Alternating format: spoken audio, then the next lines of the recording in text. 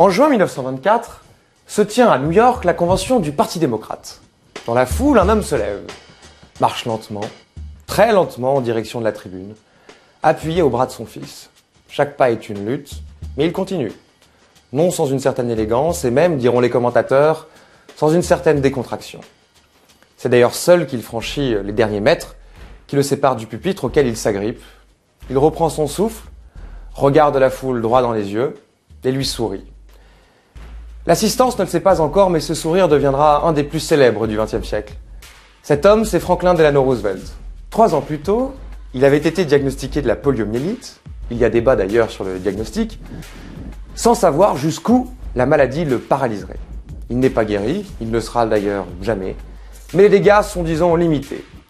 C'est le discours d'un survivant, d'un warrior que la foule applaudit.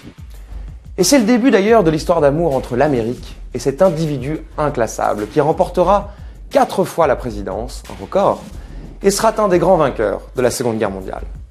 En plus de se découvrir un héros, l'Amérique découvrait ce jour-là une faille dans son idéal, un peu vulgaire, il faut l'admettre, de force, de détermination, de puissance.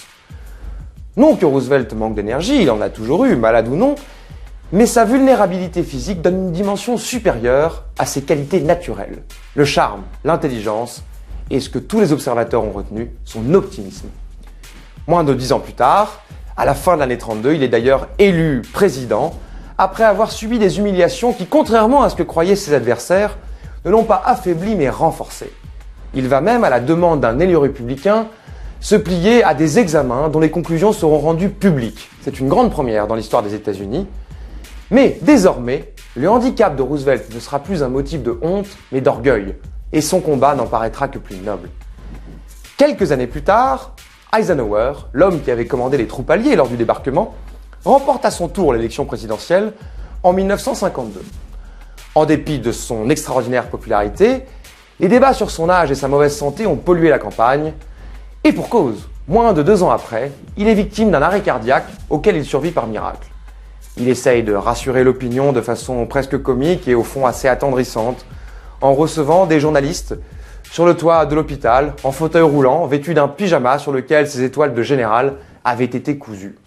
Et finalement, ça passe. Après tout, le vainqueur de Hitler est toujours le vainqueur de Hitler, même dans une barboteuse. L'opération vulnérabilité a fonctionné, Ike, c'est son surnom, est décidément immortel. En dépit de son état de santé déplorable, il est réélu avec une avance de plus de 10 millions de voix.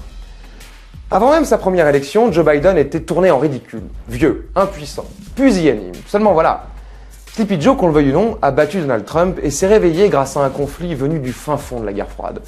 Soit une époque dont il connaît la grammaire, les règles et les exceptions. C'est l'avantage d'être vieux, on devient historien malgré soi. Ses maladresses, son étourderie, ne disons pas son amnésie pour le moins embarrassante, pourrait finalement plaire à une Amérique qui aime moins la force que les victoires, où les héros incarnent l'idée qu'ils se font de l'aventure humaine, une mise en scène avec une symphonie hollywoodienne. La démonstration de ce qu'aucun obstacle n'empêche les triomphes, dont la portée est décuplée par l'épreuve de la vulnérabilité, c'est bien connu, les papiers aussi font de la résistance.